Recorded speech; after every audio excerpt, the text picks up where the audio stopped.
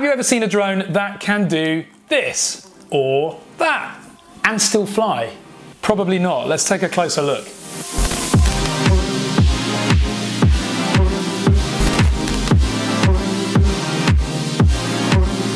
So into us direct from a company called Holystone is this little drone. It's called the HS220, and we're going to change up this review a little bit. Before we unbox it, let's go and flight test it. So enjoy the flight test and we'll see you back here shortly. So time to see how this little drone flies, and the first thing we're going to do is turn it on by just tapping the top. Now we're going to first of all test fly it in expanded mode. So I'm going to turn on the transmitter, throttle down, up and down again to bind the two, and you see the lights are now solid. Now do remember the camera is in there, so when the props are folded in, you're not going to have any live stream. So if you want to use the camera and the app, make sure that you basically have those unfolded. So now on the app I can connect to Wi-Fi, and it should, there it is, Holystone FPV. And once we've connected to that, I should then also get a live feed from the app if I click start. There we go, now connected. So as you'd expect, there is the usual Wi-Fi latency. The camera has a very small FOV, but the quality looks very nice. So I'll start recording now. I think I can do that by, okay, so pressing once on the camera button takes a photo. I think if you press and hold, maybe it's going to take video. Yep, it's started video now, you can see it recording. Also, you need to set whether you are on the expanded mode or the normal mode. I think this is that's the expanded mode, I think. We'll soon find out. And then also press and hold the headless mode button to calibrate the gyro. The lights flash and that's now done. Press the takeoff button, that starts the props, and now we can take off. Yay! Well, that is very smooth. Now I'm hands off the controls at the moment. Obviously I've calibrated the gyro, which is going to help that. But that is very, very smooth. Throttle's very responsive. It's got plenty of power, so up, down, up, down. And let's try the yaw, nice and relaxed. But remember, we have got our speed button. So if we now press that, let's see if that increases the yaw. Yes, it does. And of course it increases the speed of the actual movement of the drone.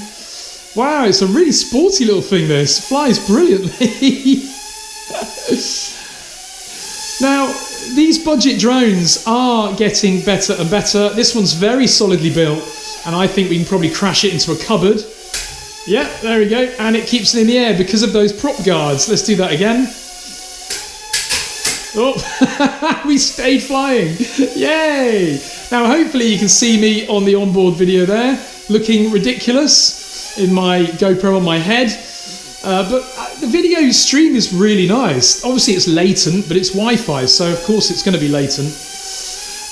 Let's try a stunt. So you do that by pressing the shoulder button on the right hand side, and then you press a direction. So I'm going to press it there. Yay! Let's try that again. Ready? Yeah, very nice. Whoa! So this flies really, really well. I think what we'll try now is also... Oh, you can have fun with this as well, because you can literally just bounce it off things. We're going to try it in the folded up mode. So I'm going to stop recording. Again, by pressing the button on the transmitter. I'm going to land it. Fold up the drone, which obviously is going to lose our video feed. But I think the idea of this is your kind of fun mode. I'm also going to press the button on the transmitter to tell the drone that we're now in the folded mode, because it's going to change the flight dynamics slightly. Press the takeoff button, and up we go. Now, in terms of the flight characteristics, it does feel more like a tiny whoop now. It's much faster. Bearing in mind we're in the slowest speed setting at the moment, but look at the speed it's flying. Let's try and up the... Oh! Whoops. Oh no! Now that was my fault, obviously. But it just goes to show that you can really crash this thing and fly it around. And I didn't even touch it, and yet we're back in the air. Right, as I was saying, let's try and adjust the sensitivity. So this is the first speed mode, and that is pretty fast. Sorry, that's the second speed mode. Now let's go on to the third. Whoa, that is super quick. I mean, if I can crash this at these kind of speeds, then it just shows that for a beginner, it's going to be great fun. Right, let's try the next speed. Here we go. Whoa, yep, that is super quick. And it has got plenty of power. You do find with some budget quads, they have these, whoops. They have these faster speed modes. However, you can often not use them because the quad doesn't have enough power to keep it in the air. Now, that was really stupid of me to crash into that. So we've now recovered from our crash over there. Let's try again.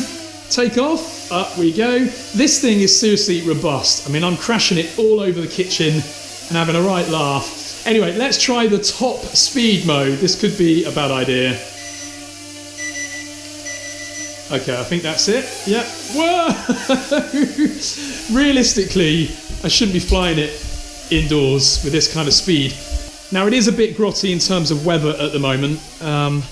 It's a bit dull out here, but I mean, really, this is where you should be testing the speed modes.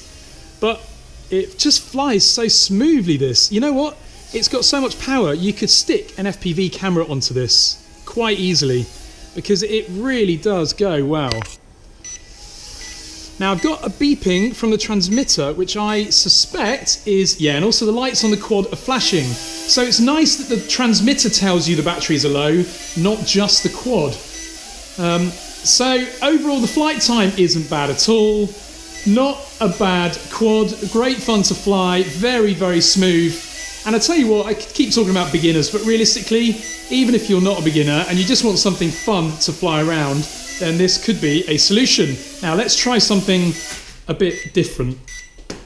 Let's open up one of the... Let's see if it will fly like that. This will be interesting. Start the rotors going. Oh, and it will. I bet you didn't expect that. Now, I don't know whether it's designed to fly like this, but that looks brilliant.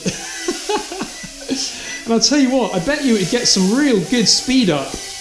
Whoa, flying outdoors like that.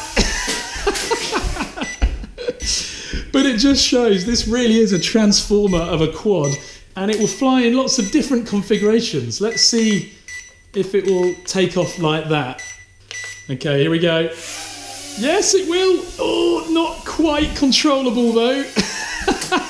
No. Okay, that's not going to work. Anyway, well, I mean, you can see this thing's really durable because I've thrown it all over the place. Overall, a really fun quad. I test these budget beginners quads all the time, and it's much of a muchness. They're generally just the same to fly, but this thing is genuinely fun. It's very durable and crash proof, as I think you just saw. And overall, yeah, it's good. It's good. Links are in the video description if you want to have a look at buying one of these. Comment below with your thoughts. It's a great Christmas present.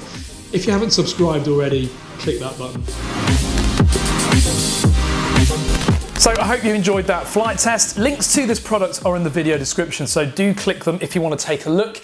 This drone at the moment retails for about $100 on Amazon, which isn't so bad considering that it is a cute little drone. It's got a 720p camera, it's got altitude hold, so it's ideal for the beginner, and it is pretty innovative as well. So there it is. Just before we look at the drone, let's just check what else we get in the box. So inside here is a little transmitter, not a bad looking little device. You've got an inbuilt mobile phone holder there for the live feed, shoulder buttons, and lots of buttons on here for trimming and headless mode, etc. We've got an instruction manual, always good if you're brand new to drones.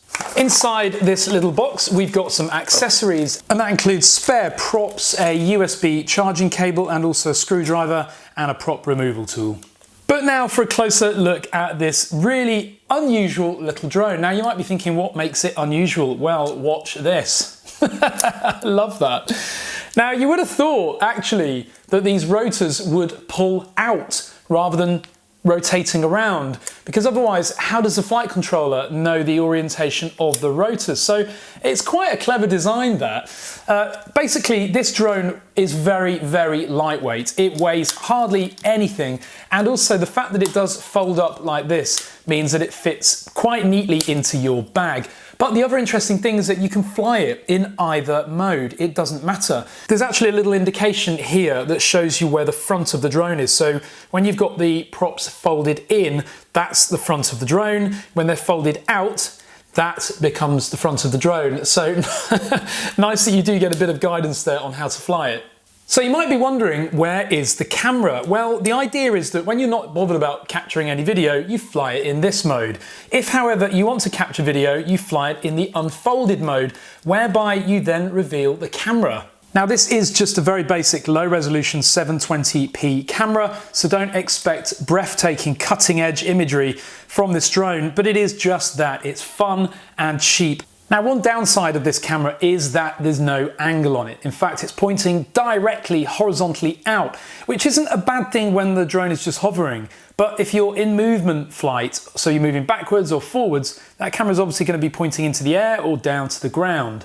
So you do get around 15 minutes flight time with this, and that is due to this battery that we've got here. You actually have to fold the rear rotor out of the way to remove that battery, and then it just slides off the back like that. We can remove this little bit of protective film that's just covering the battery contact. The battery that comes with it is actually a 1S 750 milliamp battery, so very, very big capacity for a drone that weighs very little. Installing the battery is just a case of sliding it in and clicking it into place. So the other thing that you might be thinking is missing is a power button. Well, actually it's hidden here.